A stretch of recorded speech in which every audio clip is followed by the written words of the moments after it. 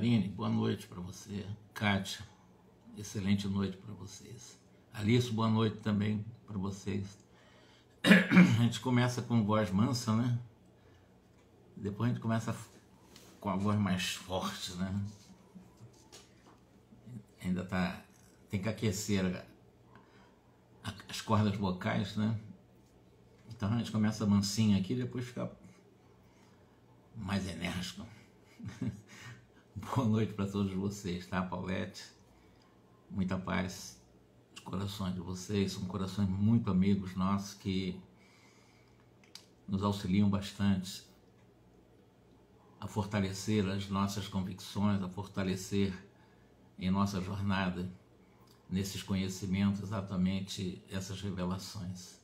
Como são importantes na nossa vida. Ontem eu ainda cheguei a fazer um estudo com grupos nossos de Caxias do Sul, do Rio Grande do Sul, grupo excelente, muito bom, de estudiosos mesmo, falando sobre obras de André Luiz, aliás, sobre o 33º capítulo do livro Os Mensageiros. Foi muita informação, só num capítulo. Informações demais. E aqui nós temos aqui nos domínios da mediunidade, ricas informações, sobretudo para aqueles, Gladys, boa noite, querem lidar com a mediunidade, ter cautelas, todo cuidado é pouco em lidar com essas forças metafísicas, extrasensoriais. Temos 5 sentidos. E um 6º sentido lidar, se mal às vezes sabemos lidar com os 5 sentidos de uma forma equilibrada, vocês imaginem lidar com outro sentido ainda transcendente, em que muitas vezes você não tem um controle maior e evidentemente acaba abrindo brechas para tormentos emocionais, tormentos fisiológicos, tormentos mentais, tormentos de todas as ordens, em função dos atormentados que nos cercam.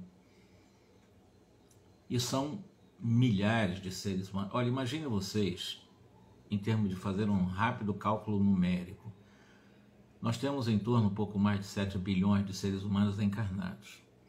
Há uma afirmação de que 2/3 do grupo vinculado aos compromissos terrestres estão nas regiões extrafísicas, fora do corpo físico, não estão encarnados. Isso equivale a dizer que nós temos alguma coisa em torno de mais 14, 15 bilhões de seres desencarnados, porque é apenas 1/3 reencarnado, 2/3 estão desencarnados.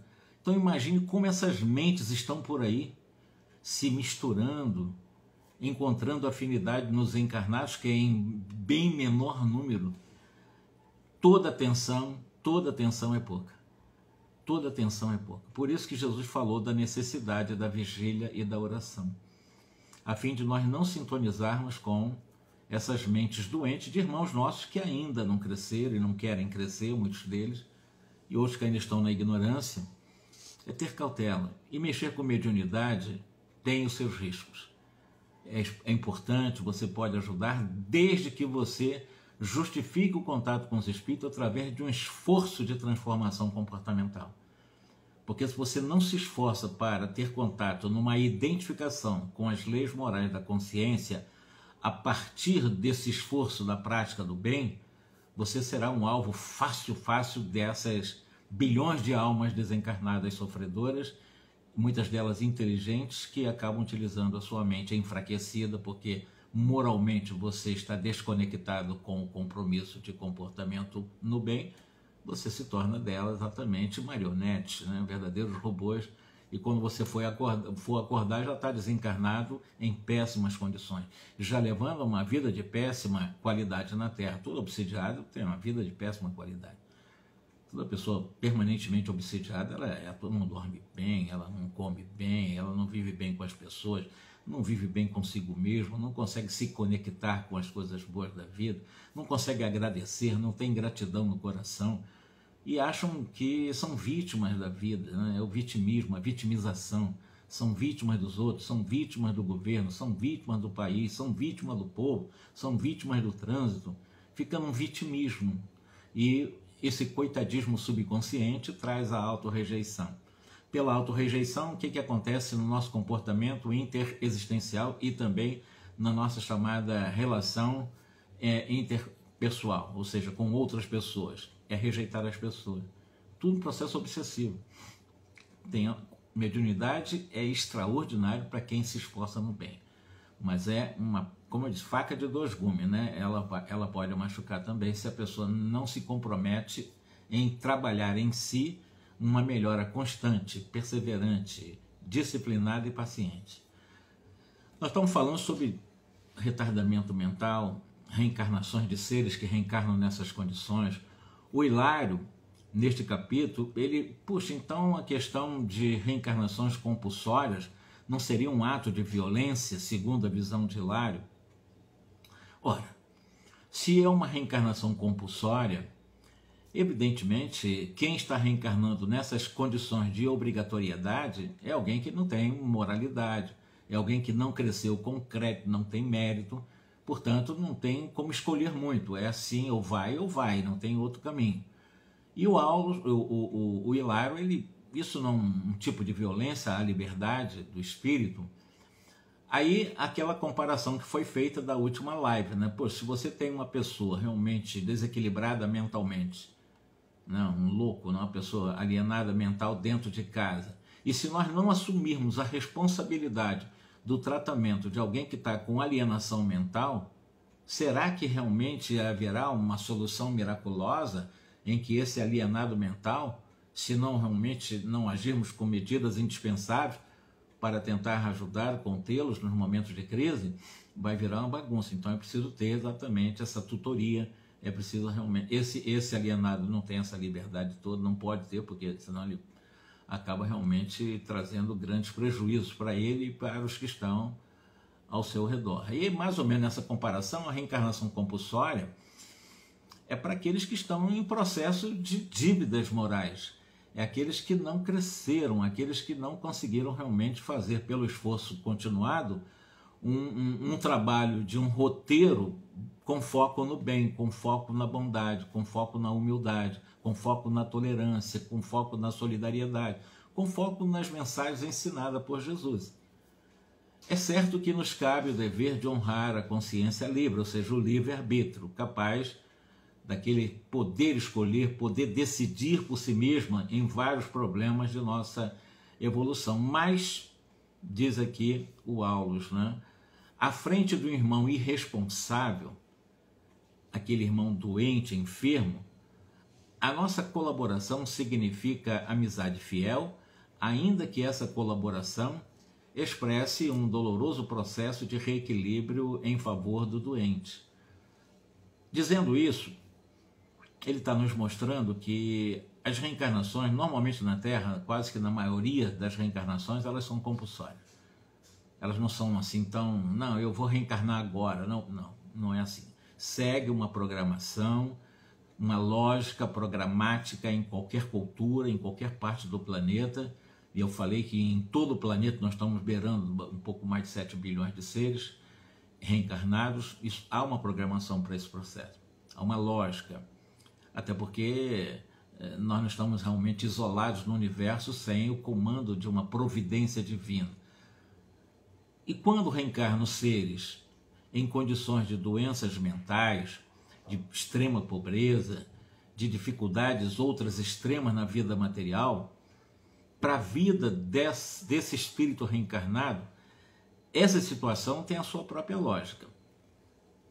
É o que é fugir do coitadismo. Ah, mas tem tanta gente passando fome, mas nós conhecemos a história desse espírito. Mas não seria indiferença nossa nós não sentirmos alguma coisa para poder auxiliar? Claro que o que nos move em nome de Jesus para, de alguma forma, minimizar a dor daquele que precisa da dor é o trabalho de solidariedade, é o trabalho de beneficência, é o trabalho de caridade no sentido profundo, benevolência, indulgência, perdão para conosco, para nós podermos expressar isso ao outro. Aí sim, é um trabalho. Solidariedade é tudo. Um está pronto para estender a mão ao outro quando o outro quer a mão estendida. Você não pode impor. Você não pode auxiliar aquele que não quer.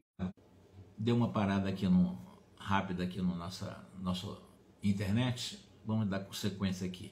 Quando a pessoa se coloca como vítima, coitadinha da vida, e fica estendendo as mãos diante da piedade, mendigando piedade alheia, evidentemente são pessoas que não se esforçam, a não ser que sejam doentes, ou mentais, ou doentes no sentido de não ter capacidade psicomotora para poder se movimentar. Precisam de ajuda, é claro.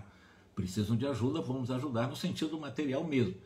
Agora, tem pessoas que são saudáveis e que podem arrumar serviço de várias formas, mas preferem a mão alheia, né? Se tornam profissionais também, se profissionalizam de pedir no coitadismo, no vitimismo e buscando a piedade alheia para viver. Ele não está vivendo, ela não está crescendo. Embora as pessoas possam ajudar de forma mecânica, né, bem automática, às vezes não autonômica, as pessoas estão ajudando para se livrar daquela miséria, né? Mas não estão crescendo. Não é assim que se cresce. Nós crescemos pelo trabalho. Não existe possibilidade de um espírito crescer sem trabalhar. O trabalho está em tudo e em todos. A formiga trabalha, os vermes trabalham, as plantas trabalham para sair das sementes, vencer o solo e poder crescer e vencer as intempéries do tempo, para poder realmente, no seu processo de ciclo evolutivo, chegarem às suas finalidades como vegetais. Então tudo trabalha. Deus trabalha, até hoje falava Jesus, nunca parou de trabalhar. Então pessoas que se acomodam, né, na apatia, pessoas que de alguma forma ficam num processo de inércia, de acomodação, de passividade, os outros são obrigados a me ajudar, os caridosos vão me ajudar, essa pessoa não vai crescer. Ela não está crescendo. Infelizmente, ela está estacionada nesse processo de vitimização. Mas não é o tema, nós estamos falando agora de reencarnações mais compulsórias. A reencarnação, em certas circunstâncias, né, é para conduzir esses seres inertes, esses doentes inertes, a um processo necessário de despertamento.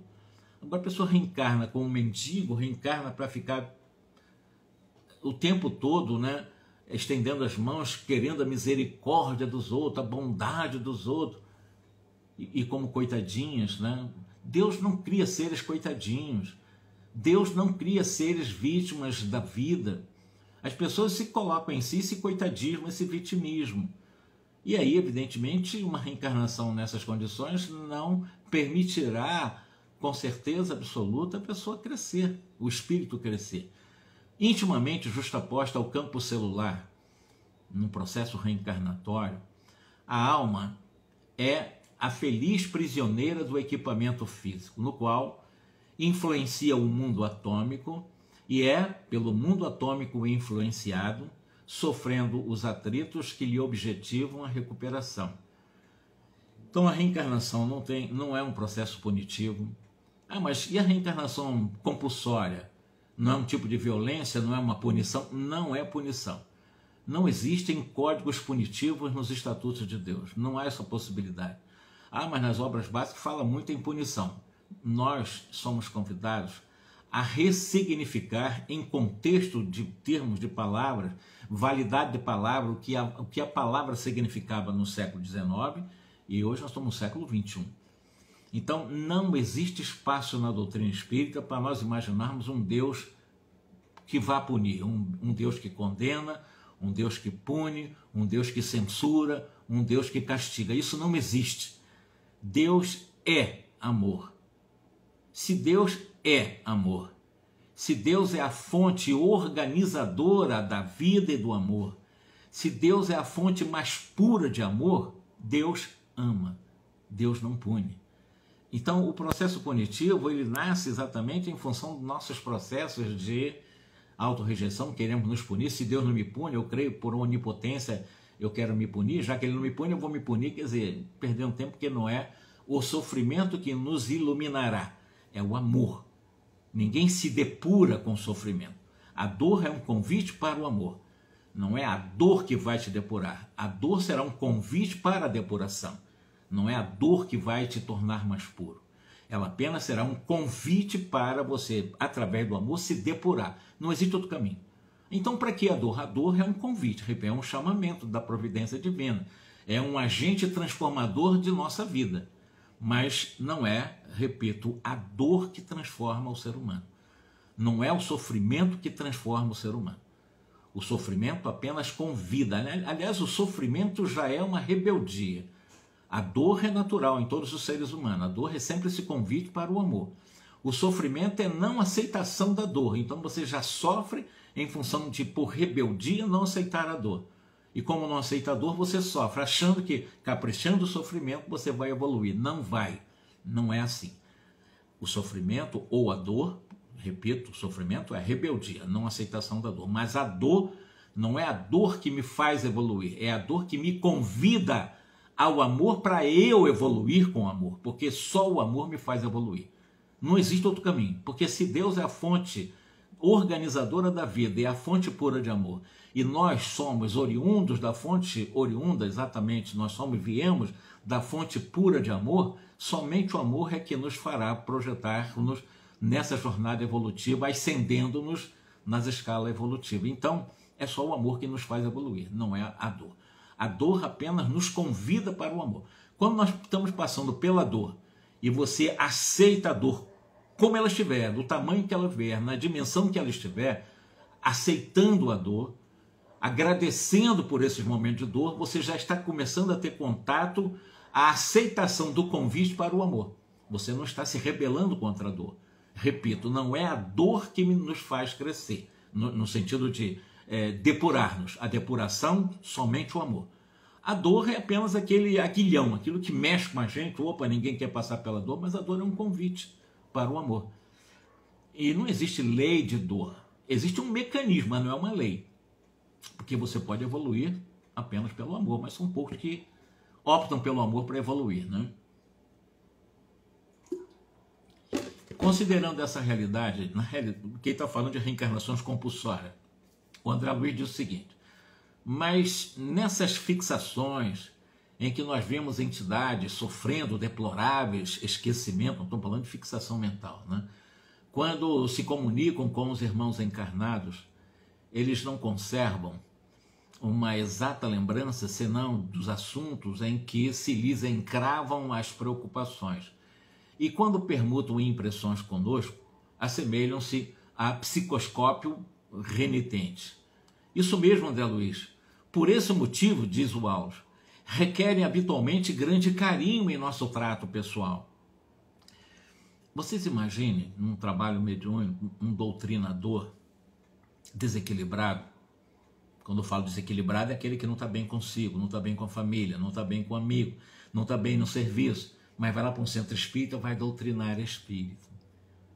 Olha só, ele não está bem com ninguém, não está bem com ele mesmo.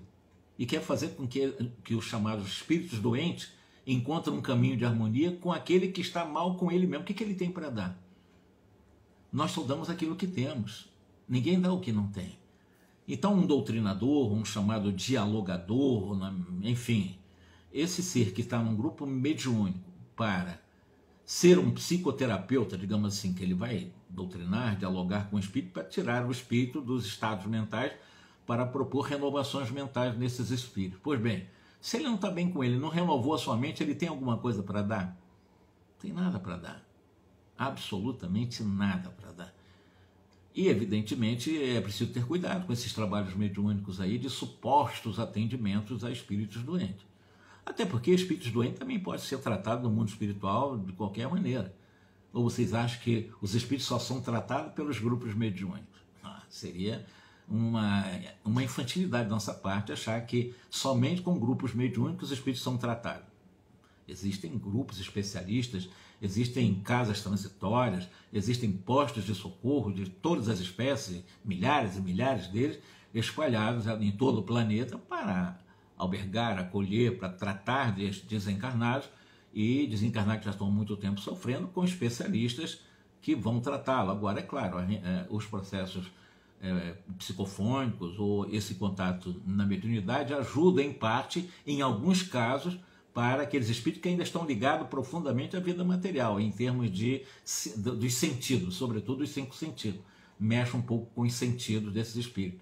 Mas isso claro que o tratamento do mundo espiritual existe em condições muito mais intensificadas e em muito maior número.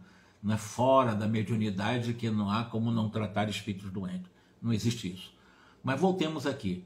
E quando encaminhadas à reencarnação, no desajuste, em que se veem essas criaturas se tornam uma realidade de súbito? Perguntou o André Luiz. Mas nem sempre.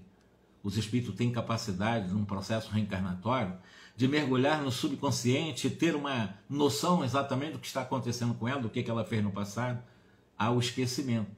Então, se você imprime um novo tono, ele vai dizer assim, imprimindo um novo tono na voz, a maioria das vezes o seu erguimento é vagaroso. Podemos comprovar isso no estudo das crianças com os retardos mentais que nós falamos da semana passada. Crianças que têm essas deficiências, né, essas limitações no campo mental, e ele chama de retardos mentais, que exprime dolorosos enigmas para o mundo, somente o extremado amor dos pais e dos familiares conseguem infundir calor, vitalidade a esses espíritos, ele chama de entezinhos, que não raro se demoram por muitos anos na matéria densa, como apêndices torturados da sociedade terrestre, curtindo sofrimentos que parecem injustificáveis e estranhos e que constituem para eles a medicação viável, ou seja, medicação possível.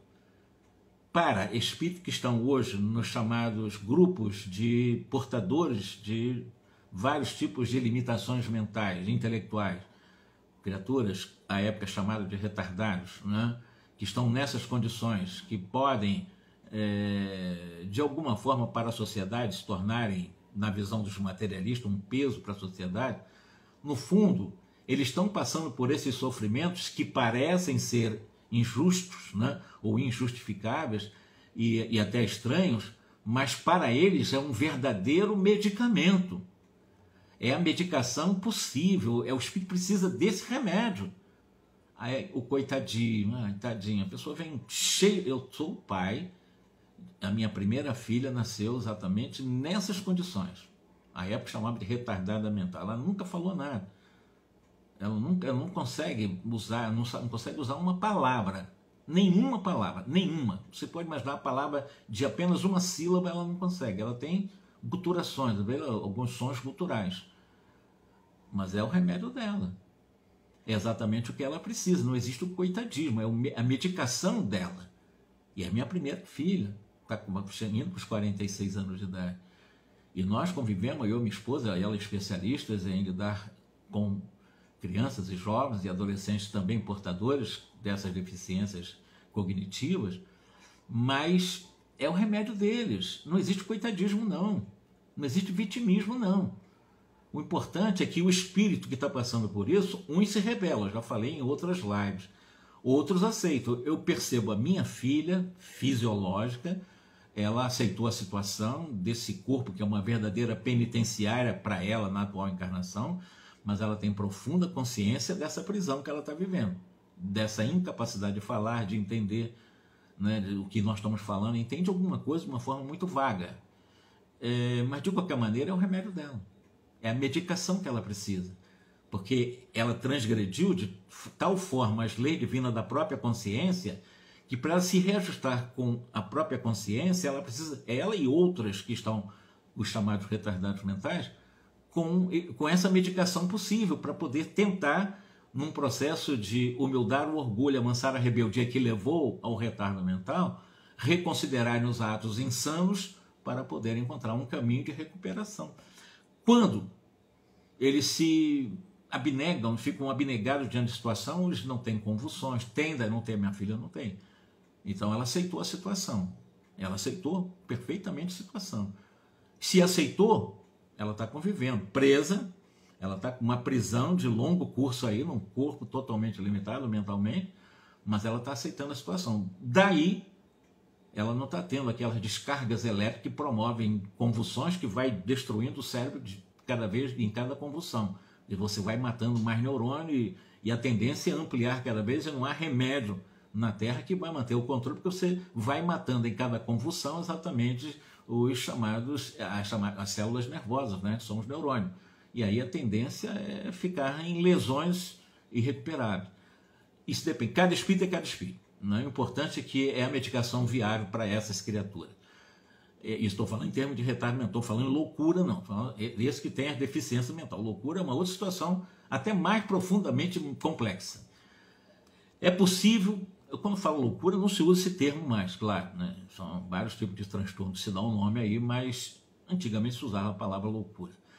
É possível auscultar ainda a verdade de nossa assertiva nos chamados esquizofrênicos e nos paranoicos, que perderam o senso das proporções, situando-se em falso conceito de si mesmos. Nesse caso, é mais grave do que o retardamento mental. Porque um esquizofrênico, ou os que entram na linha da paranoia, das paranoias também esquizofrênicas, evidentemente, eles perdem, fica fragmentada a capacidade cognitiva de entendimento de realidade e, evidentemente, são pessoas que, aparentemente, né, eles são, em algum momento, parece que estão entendendo, mas eles perdem o senso de proporcionalidade, inclusive o próprio conceito de si mesmos.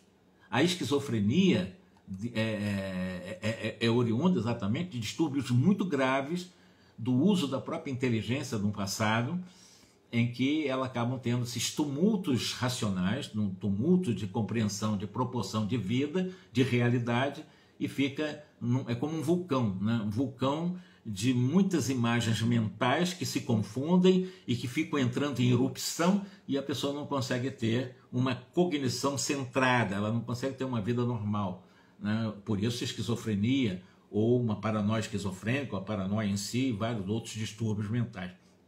É mais grave do que o simples, aspas, falo simples considerando, porque essas doenças são muito mais graves do que uma esquizofrenia ou qualquer outro tipo de perturbação da mente, né? Como a paranoia. Quase todas as perturbações congeniais da nossa mente, na criatura encarnada, dizem respeito a fixações que lhes antecederam a volta ao mundo. E, em muitos casos, os espíritos embaraçados nesses obstáculos, nesses óbices, né, seguem do berço ao túmulo em recuperação gradativa, não é do dia para a noite. Porque eles já trazem as matrizes desses tumultos de não visão, de proporcionalidade, ou seja, do aqui e agora, não tem uma noção dessa realidade em função dessas lesões, dessas manchas graves energéticas no campo mental, que eles vão levar muito, muito tempo. O que ele está falando em muitos casos, não todos, mas em muitos casos, os espíritos mergulhados nessas perturbações mentais, esquizofrênicas, neuróticas, psicóticas, de uma forma geral, nesses embaraços, nesses obstáculos, vão do berço ao túmulo, em recuperação, se for o caso, gradual. Existem seres que são muito revoltados, do berço ao túmulo não recupera. Não recupera. Pela rebeldia, pela revolta, está nessas condições. Agora, existem aqueles que eu citei a minha filha não como, mas para mim é um protótipo, é um bom exemplo. Ela realmente está do berço, está 46, nasceu já há mais de 40 anos, está chegando quase meio século de vida, mas eu acho que ela está aproveitando, é um laboratório na minha vida. Eu estou percebendo nela que ela está aproveitando bem. Então, do berço até o momento da desencarnação da minha filha, eu tenho certeza que ela está tendo um ganho muito grande nesse processo regenerador, nesse remédio imprescindível para ela, que é a medicação dela é essa, né? É ela humildar numa prisão corporal, exatamente para que na próxima encarnação, numa condição diferente, ela exercite a humildade, né? Já que ela está exercitando de uma forma aí compulsória, reencarnação compulsória, né? Nessa encarnação.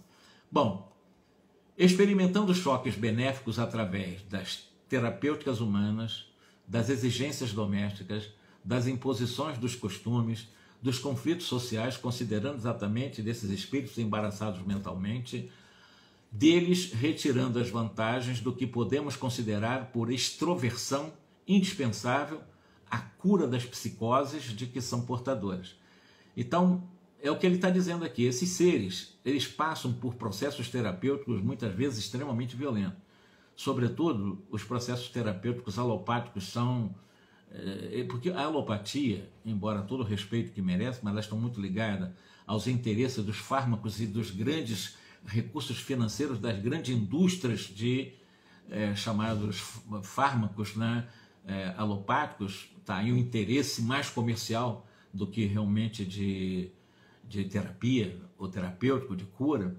A verdade é que a alopatia, a lógica da alopatia é apenas atacar os efeitos das doenças. Toda alopatia só consegue agir nos efeitos.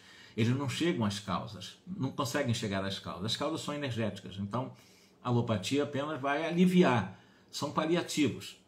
Você pode levar a vida inteira com os seus chamados remédios alopáticos que vão te aliviar um pouquinho, não analgésico, não é só analgesia só, né? Mas a cura não é com esses remédios, são paliativos, todos eles.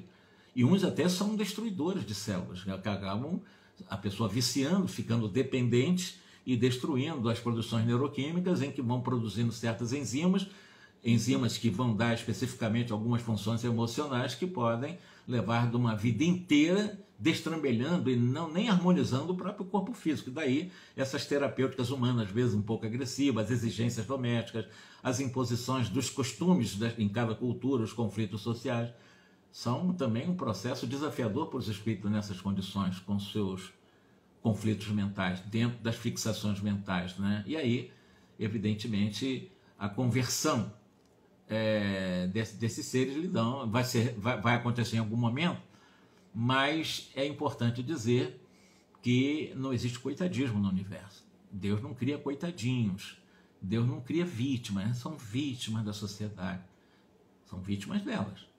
Ah, mas tadinha, sofre tanto. Sim, sofre isso, mas é o remédio possível para ela. Ah, mas nós temos que ter piedade, sim, nós temos que ter compaixão. Piedade é pieguismo. Pelo menos a compaixão, que é a filha direta do amor. Isso é óbvio. Isso é óbvio, né? Compaixão a todos os seres, independente de ser ou não ser retardado, ou ter algum processo psicótico, não. A compaixão é para todos os seres humanos indiscriminadamente. A eles, evidentemente, darmos uma atenção especial em função das suas limitações, mas o amor que eu distribuo para uma pessoa nessas condições é o amor que eu vou distribuir para uma pessoa sadia. Dentro dessa realidade analisada aqui, que nós falamos de fixação mental, que trazem esses processos reencarnatórios compulsórios, ele vai entrar agora, nós estamos com um pouco menos de meia hora, para entrar num outro tema, que é o 25º capítulo, na questão da psicometria. A psicometria, ele é um fenômeno estudado pela ciência também, dos grandes cientistas espíritas no século XIX foi estudado, no século XX foi estudado. Muitos chamados metapsíquicas ou parapsicólogos também estudam a questão da psicometria. Há informações científicas de médiuns psicômetras que foram utilizados para descobertas, né, de corpos desaparecidos, enfim, de coisas realmente enigmáticas que não são explicáveis, mas que pela doutrina espírita, através do estudo da psicometria, alguns fatos, né, que são narrados pela literatura científica no campo da psicometria, nós vamos ver que é absolutamente possível, considerando as ondas mentais vivas em corpos, em objetos materiais, né, que o objeto tem a sua própria história, né, as moléculas, a estrutura que forma um determinado objeto, como um quadro, um quadro de grandes pintores, ou objetos de museus, normalmente, roupas, espelho. Nós vamos ver casos aqui interessantes, né, que dizem um pouco da história desse objeto. E, dependendo do objeto, recebeu maior atenção ou menor atenção daquele que possuiu esse objeto, evidentemente, tenderá, por um processo eletromagnético, deixar registrado, deixar exatamente como que um campo magnético favorável a uma história de quem possuiu esse objeto. Isso é importante. Claro, estamos lidando no campo do ser humano. Objeto impregnado por energias mentais humanas. Isso é importante dizer, para que haja exatamente o fenômeno da psicometria, né? Deixa eu ver aqui, está uma pergunta. Mas o sofrimento não poderia ser uma consequência dessa dor? Deixa eu responder aqui, Débora. O problema é o seguinte: o sofrimento é a não aceitação da dor. Todo sofrimento é a rebeldia. A pessoa, quando diz que está sofrendo, é porque às vezes não entende, confunde a palavra dor com sofrimento. Mas todo sofrimento é a inaceitação da dor. Tem pessoas que passam dores terríveis, morais e físicas, morais que eu digo assim, em função dos outros também, dos seus parentes, né? Mãe que está diante de um filho na droga, no homicídio, então coisa assim que é dolorido demais para uma família, para uma mãe. Mas você olha nos olhos dessas pessoas passando por essas dores morais ou físicas, elas denotam exatamente uma convivência com essa dor sem revolta. Elas não transformam a dor em sofrimento. Agora, quando você vê aquele olho assim, né, como se tivesse, coitadinho de mim, eu estou sofrendo muito, já é um processo de revolta, é não aceitação dessa dor moral também. E ela transforma aquela dor que para outras pessoas são encaradas de uma forma natural e até com gratidão pela experiência, são transformadas em sofrimento. Essa questão de palavra não, isso tem uma diferença de grau de comportamento. Quando você aceita a dor, você realmente passa por ela, você chora, o seu coração fica apertado na região do cardíaco, na garganta fica aquele nó, na região chamada do plexo solar também há aqueles embrulhos, etc. e tal. É muito natural, nós somos seres humanos, estamos no corpo físico, essas energias realmente acabam criando algumas constipações ou até mesmo uma aceleração excessiva de energias dos chamados captadores pelos chakras, pelos os nossos centros vitais, centros de força. Então, o sofrimento não é necessariamente benéfico como um convite para o amor. O sofrimento é a rebeldia de não aceitação da dor. A dor, venha de como vier, por onde vier, moral ou fisicamente, quando você aceita e até agradece e aproveita a dor como um convite para o amor, você não entra em sofrimento. Então, o sofrimento, ele não vai conseguir realmente te conduzir ao amor. Quando muito, vai te manter durante muito tempo com revolta, por causa do sofrimento, ou no coitadismo, ou no vitimismo. Então, o sofrimento não é questão de palavra só não, tá? Fique bem claro para nós. Transformar, não aceitar a dor, é transformar a dor em sofrimento. Passar pela dor, não tem ser humano que não passe por ela. Em algum momento passaremos pela, aspas, né, perda, né, viagem definitiva dos nossos irmãos queridos do coração, um filho, a mãe, quantos nós já demos a Deus aos nossos parentes em algum momento e daremos também a Deus, teremos que dar a Deus pela nossa viagem, em algum momento passaremos. Então a dor é um convite para o amor. E como eu disse que não existe lei de dor do universo, Deus não estabeleceu a lei da dor, não. A dor é um instrumento providencial da própria vida como um convite transformador do espírito, porque não há espírito, por mais rebelde que seja, por mais orgulhoso que seja, por mais violento que seja, em que em algum momento, que seja daqui a 10 milhões de anos, mas que em algum momento ele vai humildar o seu orgulho por causa da dor, que ele vai se cansar da dor. E aí, evidentemente, como a dor é um convite para o amor, ele vai dar exatamente esse salto para o amor. Não há outro caminho. Tá? Então, só existem dois caminhos para a transformação do ser humano. André Luiz nos cita isso. O primeiro, e obviamente é o mais poderoso, é a vontade de Deus. E o segundo é a própria dor. Então veja como é que a dor tem importância na vida de cada um de nós. Agora, quando eu transformo a dor em sofrimento, aí a situação é outra. Eu não estou aceitando exatamente a situação da dor. Dito isto, a questão da psicometria. Né? Olha só, ele diz o seguinte, ele começa o capítulo dizendo o seguinte: o rápido curso de aprendizado que vimos realizando atingia sua fase final. Nós estamos realmente quase no final da obra. Não dispunha de tempo para favorecer-nos com experiências mais amplas, e tal, ele vai dizendo, era um trabalhador comprometido em diversos serviços, embora compreendêssemos o Hilário e o próprio André Luiz, estavam assim meio melancólicos, em função de estar quase no final das aulas sobre mediunidade, lembrando que ele fez um estágio lá no Ministério da Comunicação, com os especialistas em mediunidade, antes de acompanhar o Alexandre, para poder exatamente acompanhar trabalhos mediúnicos. O Aulus desenvolvia todas as possibilidades ao seu alcance para conservar-nos o entusiasmo habitual. Lembrem-se que Aulus é um pseudônimo de, certamente na história, vamos ver o nome do Aulus com outro nome, eu não sei quem foi, um Charles Richer da vida, não sei, mas ele foi um cientista. O Aulus, como da sua encarnação, ele estudava o mecanismo do psiquismo humano, dos processos parapsíquicos, foi um grande estudioso também da doutrina espírita. Não era um qualquer um cientista, ele era da área científica do espiritismo. Aqui está como instrutor da obra.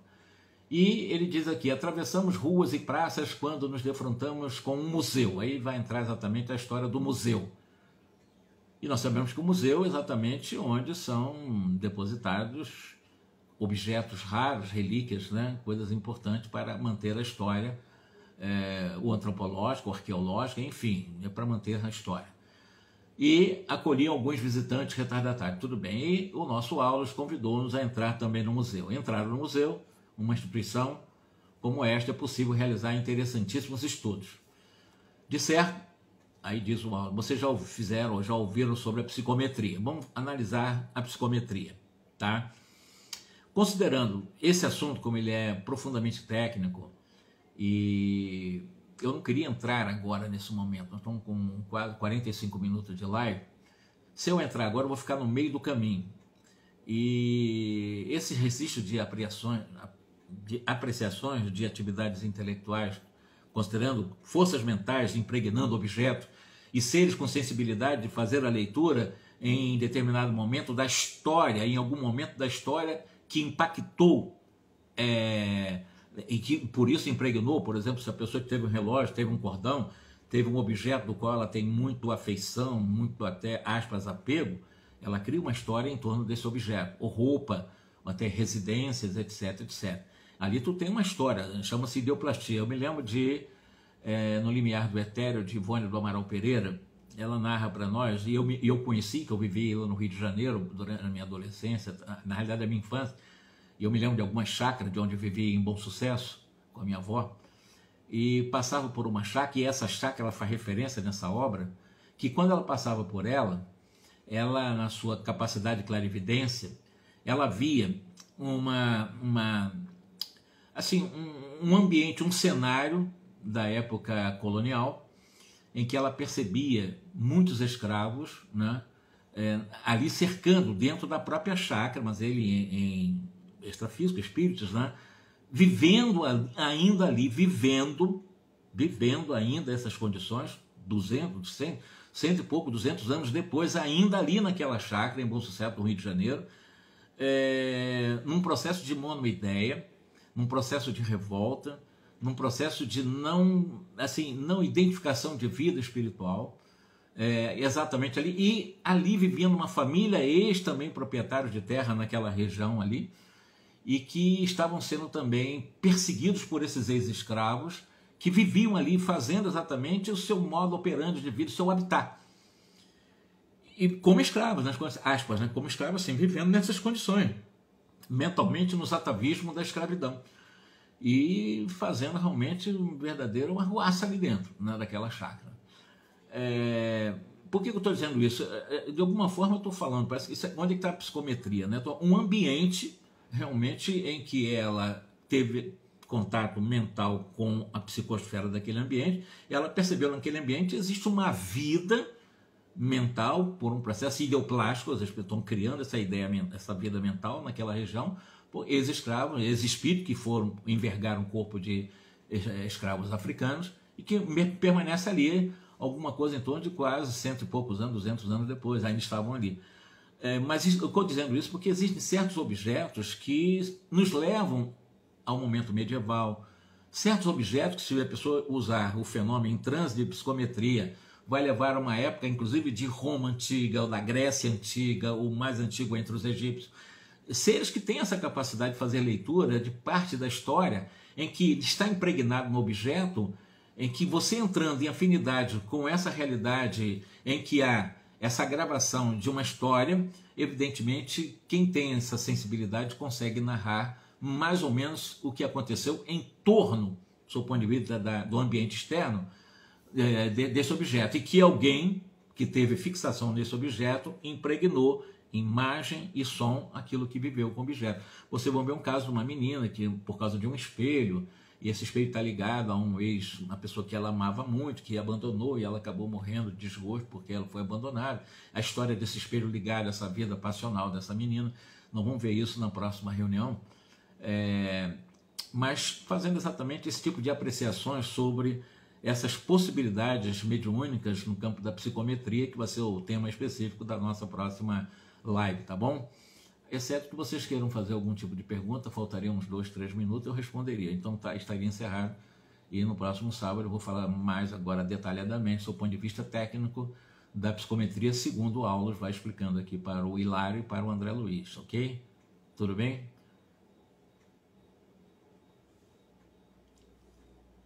Então tá, gratidão, é muito importante. Deixa eu ver aqui o que está escrito.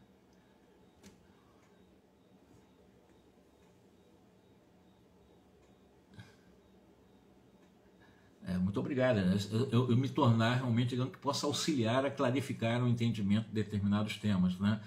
Eu me sinto feliz como instrumento de auxílio nisso daí, né? Eu gostaria realmente de fazer isso, auxiliar a ter um melhor entendimento das obras de André Luiz, tá ok? Olha, então receba um abraço bem carinhoso, muitíssimo obrigado. Sábado, às 21 horas, nos reencontramos aqui. Vamos falar de psicometria. É um trabalho mais científico, uma coisa mais interessante. Eu acho muito interessante isso aí. Existem casos, eu já... não foi com vocês, foi com outro grupo que eu tenho mantido um estudo, que eu andei fazendo umas promessas, mas eu escrevi sobre psicometria. E eu não sei como é que eu conseguiria e-mail de você para mandar alguns artigos que eu tenho, que eu já escrevi.